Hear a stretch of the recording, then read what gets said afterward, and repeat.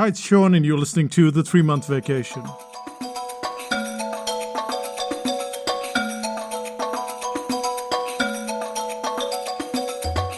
There are about 450 episodes, maybe a little bit more, and you've probably not heard another voice on this podcast. And that's because we don't do interviews, and we don't have any guests. Well, we didn't have any guests until now. But it was the school holidays, and my niece, Keira, she decided to do some audio with me. And if you're thinking, oh no, he's going to run some weird stuff just because it's his family, this is delightful. You heard the episode on willpower? Well, what Keira's going to do is she's going to run her own take on it. Obviously, she listened to some of the podcasts, so there's some overlap. But notice how the same information, when brought across by another voice, is just so much different. And this applies to everything that we do. All the information that we have today, somebody has already covered in some sort of way. But it's your voice that matters. And I've said this before in other podcasts, but now you get to hear it. You get to hear almost the same information, and it comes from a different voice. And then there's a little treat. Keira goes on to tell you how she went about it. She's going to talk about technology. And all of this stuff she didn't know when she walked into the room this morning. So everything's pretty fresh. Everything's brand new. And the way she explains it is really cool. So stick with us as she explains about willpower, same information, different voice, and then how she went about doing it. I think you'll like this episode. And if you do, let me know so we can bring Keira back in the studio.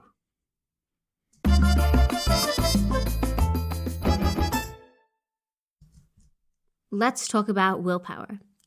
What people tend to do is that they want to apply willpower to everything. But in reality, it's very easy to run out of willpower. Instead of willpower, what can we use? Benchmarks. Benchmarks rather than willpower is like an ideal way to reach almost all your goals. Willpower asks you to choose to make like a decision. Benchmarks is a number. Say you want to eat cake. Using benchmarks, you can go, well, I want to eat 2 cakes for this whole week. What did I say? I said 2 cakes? No, 2 pieces of cakes. Please don't eat 2 cakes. That's a bit unhealthy.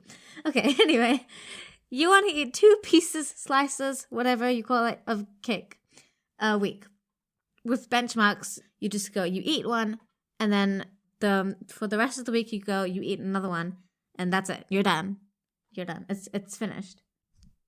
And if you eat both in one day, well, no cake for the rest of the week.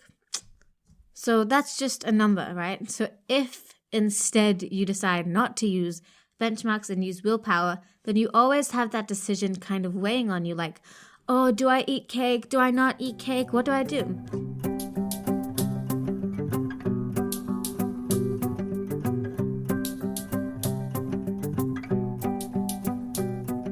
Let's take another example, like walking. If you're going for a walk, it should be done every day, so you don't have to make that decision. You'll find people who go on a walk do so based on their benchmark. That benchmark could be something like, if it's not raining when I leave the house, I'll go for the walk. Now you're not necessarily making that decision.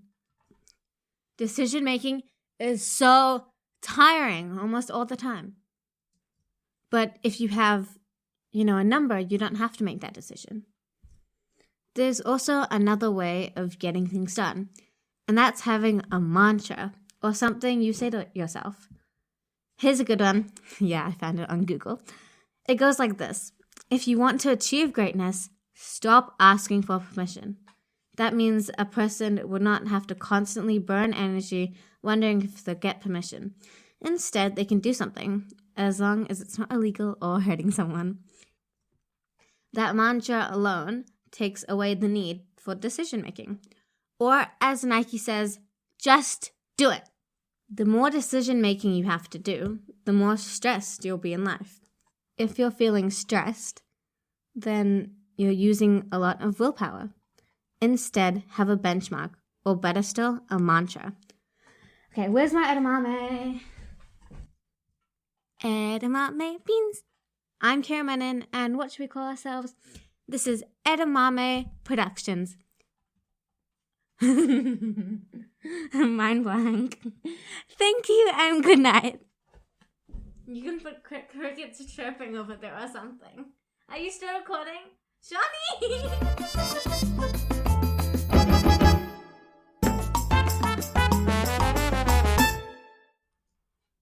Edamame Productions doesn't stop there. She goes on. And now she's going to tell you how she went about it so that you too can do something similar. If you're doing a podcast, or even if you've never tried a podcast before. Okay, so what did I learn first about how to speak when you're doing a podcast? 1 point for you. You don't say no. You can learn to not say and you can also cut it out if you do end up saying Like I do it all the time. See, there you go, I just did it. Over time, you can learn not to say but while you just start, you can always cut it out. Here's the way you stop saying You just take a break while you have to think, and then like an and no one notices that you've stopped. See, can you notice that I've stopped? No, you don't, because it's like a natural pause. What we tend to do is to put all these words in between, because our brain is trying to access the information, and that's why we have this inside. Because I have no in the sentence, so that's how you get rid of So, instead of saying you just pause. As I was saying, you need to don't say Bye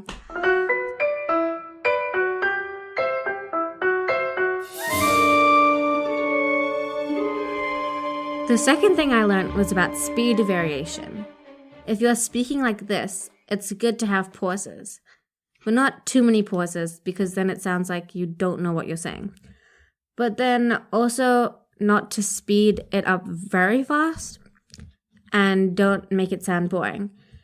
But, if you constantly just keep the same pace again and again, it sounds a bit boring. You kind of need to balance it out and have good pauses.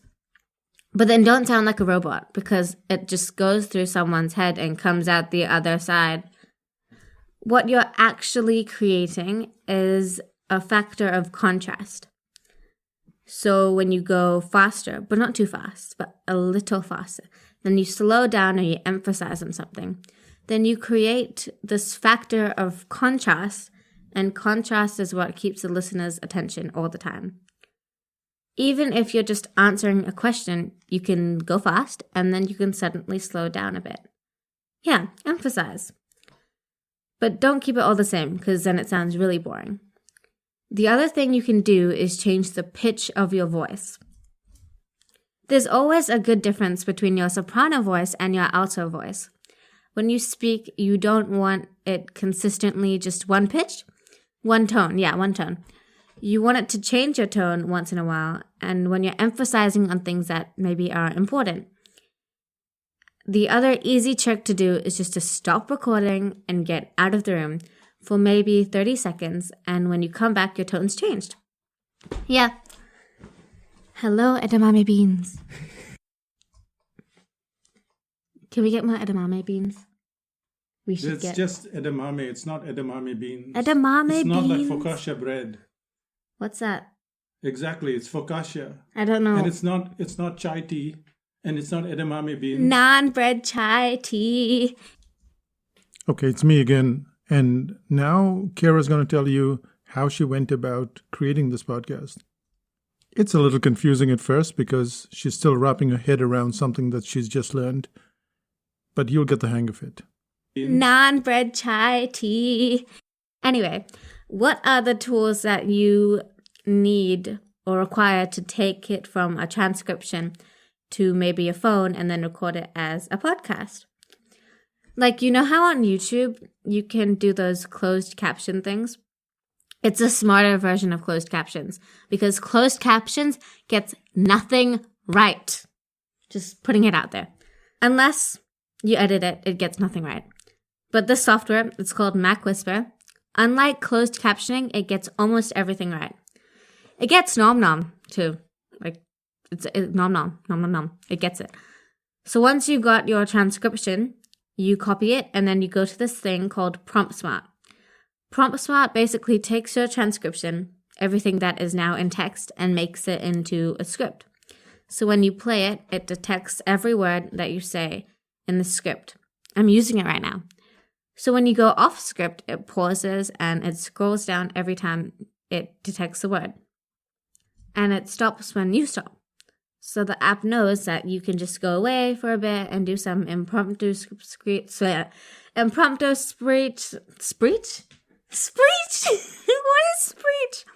Speech, and then it comes back to the script, so it creates that cool contrast as well.